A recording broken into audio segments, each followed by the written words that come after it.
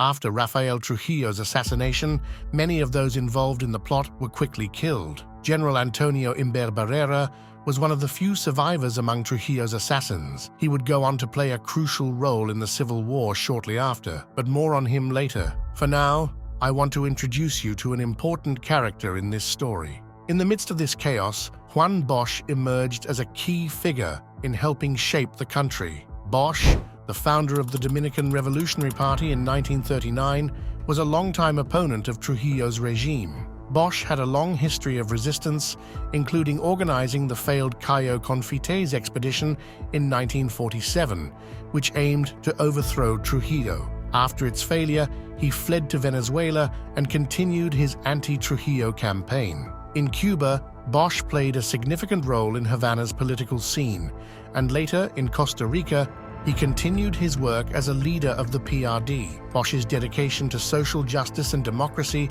made him a pivotal figure in Dominican history.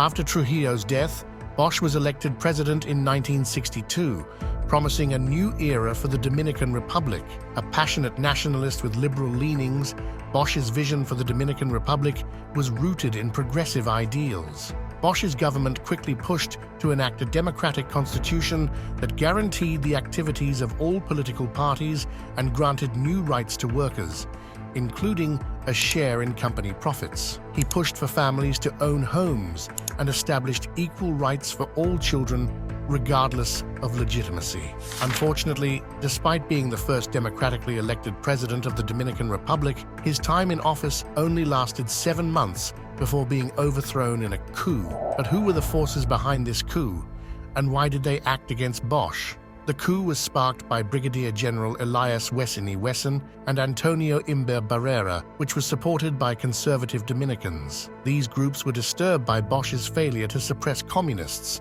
his ambitious land and property reforms, and his efforts to reduce corruption in the armed forces. Bosch's progressive policies, including his land reforms and attempts to cut military power, threatened the status quo. The military and elite were not ready for these changes and feared losing their privileges. The Dominican people, who had experienced political and personal freedoms under Bosch, were restless and unhappy with the coup. Plots and counterplots became the order of the day, leading to a period of significant instability. On the one hand, you had the constitutionalists who wanted to reinstate Bosch's socialist-leaning constitution, and in the other hand, you had loyalists still clinging to the power they held under Trujillo's 30-year regime. On September 25, 1963, the coup led by General Wessini Wesson, General Antonio Imber Barrera, and other military leaders established a 3-man military junta. Bosch was deported to Guadeloupe on September 28 and later moved to Puerto Rico in exile.